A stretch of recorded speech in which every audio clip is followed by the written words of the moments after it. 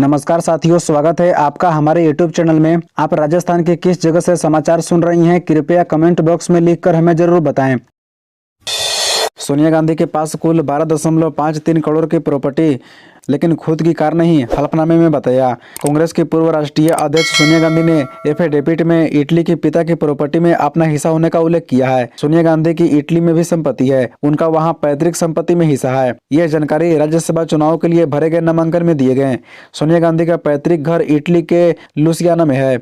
14 फरवरी 2024 के राज्यसभा चुनाव के लिए दिए गए चुनावी हलफनामे के मुताबिक सोनिया गांधी के पास कुल 12.53 करोड़ की संपत्ति है। एफिडेविट के मुताबिक 5 साल में सोनिया गांधी की 72 लाख की संपत्ति बढ़ी है, जबकि 12 बीघा जमीन घटी है और उनके पास कार नहीं है।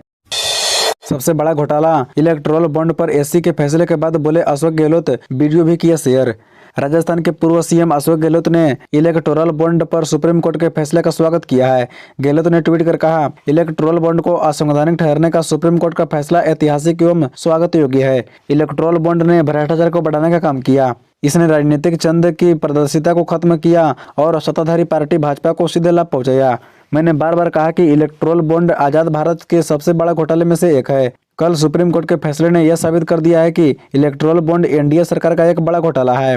यह फैसला देर से आया, पर देश के लोकतंत्र को बचाने के लिए बेहद ही जरूरी फैसला है। सुप्रीम कोर्ट का धन्यवाद।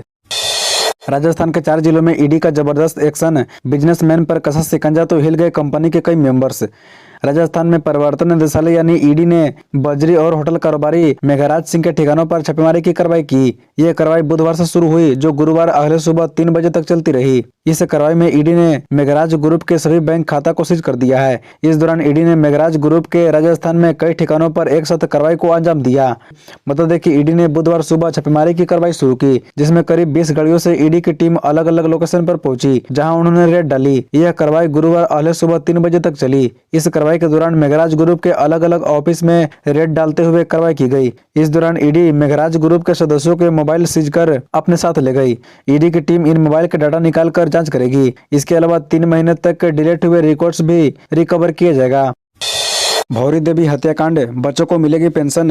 राजस्थान हाईकोर्ट ने भौरी देवी के बच्चों को उनकी पेंशन और रिटायरमेंट समेत सरकारी सेवा से जुड़े सभी लाभ देने के आदेश दिए हैं।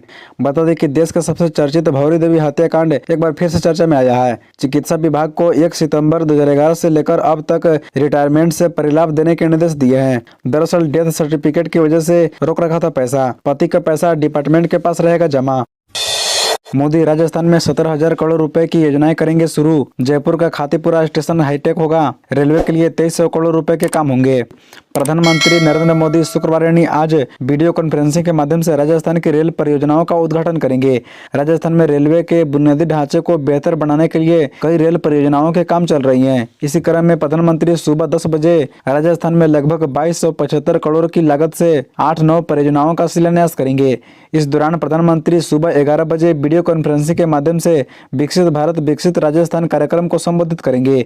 प्रधानमंत्री रेलवे के अलावा राजस्थान में 17,000 करोड़ रुपए से अधिक की विकास परियोजनाओं का उद्घाटन करेंगे। सभी परियोजनाएं सड़क, रेलवे और सौर ऊर्जा, विद्युत ट्रांसमिशन, पेयजल तथा पेट्रोलियम और प्राकृतिक गैस जैसे महत्वपूर्ण क्षेत्रों की है। योजना का नाम बदल देते युवा मित्रों को हटाया। जानिए मंत्री करोड़ीलाल मीणा पर क्यों बरसे अशोक गहलोत।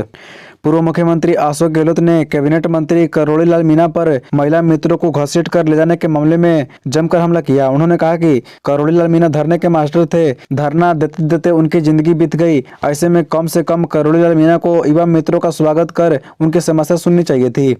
बता दें कि गहलोत राजीव गांधी युवा मित्रों को हटाने को लेकर बीजेपी सरकार पर जमकर बरसे। गहलोत गुरुवार को दौसा जिले के लालसोट के झामपदा गांव में राजीव गांधी युवा मित्र राजकुमार गुप्ता की मौत पर संवेदना व्यक्त करने आए थे। इस दौरान नेता प्रतिपक्ष टीकाराम जूली के साथ उन्होंने मीडिया से बातचीत करते हुए सरकार पर जमकर निशाना साधा।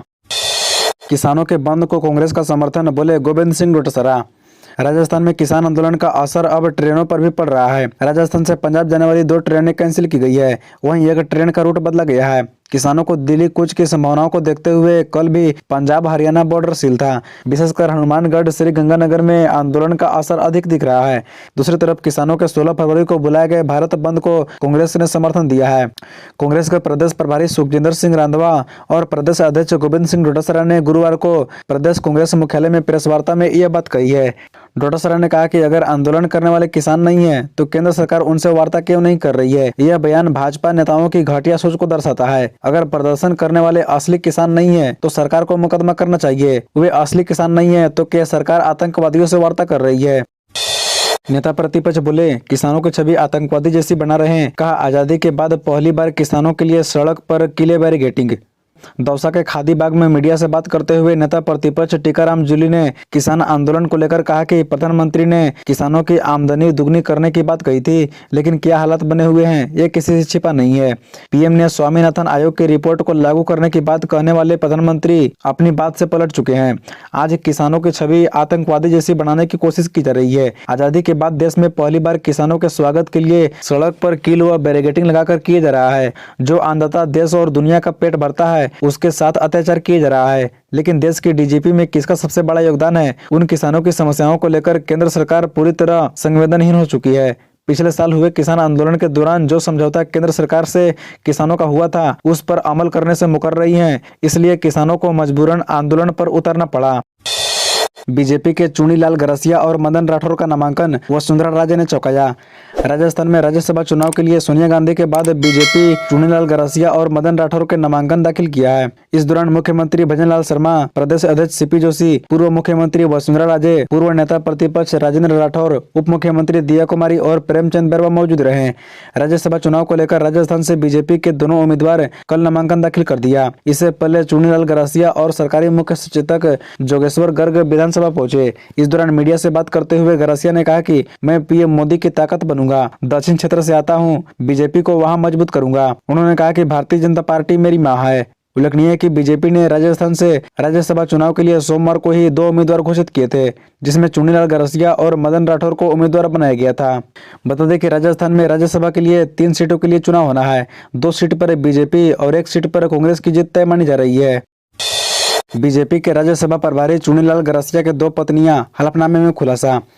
राजस्थान के मंत्री बाबूलाल खराड़ी के बाद बीजेपी के राज्यसभा उम्मीदवार चुनीलाल गरसिया के 2 पत्नियां हैं। गरसिया की पहली पत्नी करोड़पति है, जबकि दूसरी पत्नी के पास 14.52 लाख की संपत्ति है। इसका जिक्र उन्होंने राज्यसभा चुनाव के नामांकन के समय दिए गए एफिडेविट में किया गया है। वे स्वयं और उनकी पहली पत्नी लक्ष्मी देवी गरसिया करोड़ों की संपत्ति के मालिक हैं और दूसरी पत्नी सुशीला गरसिया के पास मात्र 14.52 लाख की संपत्ति है।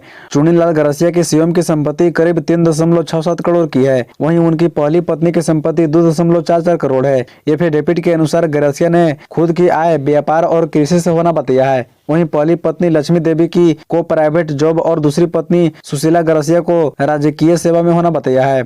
इसी तरह रोजाना खबरों से अपडेट रहने के लिए इस चैनल को सब्सक्राइब कर बेल आइकन को भी प्रेस कर दीजिए। धन्यवाद।